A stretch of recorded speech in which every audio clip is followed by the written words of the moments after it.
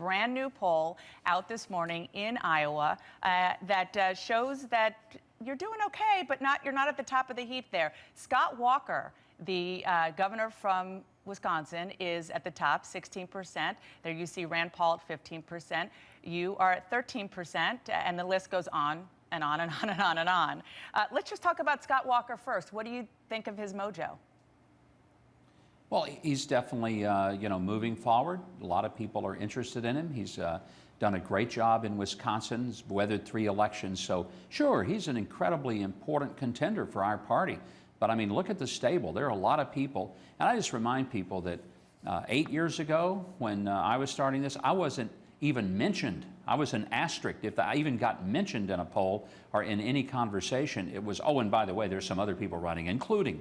So it's a little early to take too much into it. Now, quite honestly, if I were at the top of the poll, I'd tell you this is very significant. The fact that I'm not, I'm going to tell you, well, it's not as important as it seems to be. I mean, that's how this game is played, and Dana, you know it as well as anybody in America. But it's an interesting thing to see where Iowa is moving at this point. I'm delighted to be where I am. It's a very tight bunching. It's a long way, a year, as you said, from the caucuses today.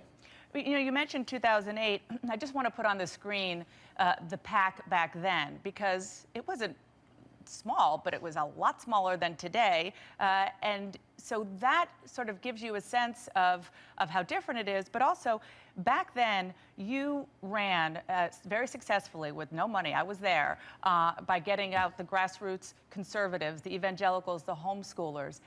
But you didn't have a lot of other candidates in that part of the field doing that. This time you do, a lot. So how are you going to compete with that? Well, I think the most important thing is that I never really got most of my support from the evangelicals, though that was the narrative. A lot of my support came from people who felt like they were in the bottom of the economic pool.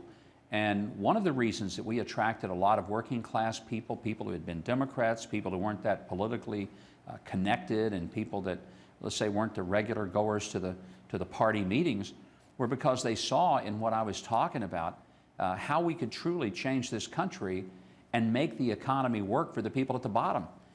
Here's a sad fact. Over the past 40 years, the people in the bottom 90% of America have had stagnant wages, stagnant, largely because of the instability of the dollar. I think when we talk about these things and how to lift people up, the message gets through. And so I don't see myself as a one-dimensional candidate just with value voters.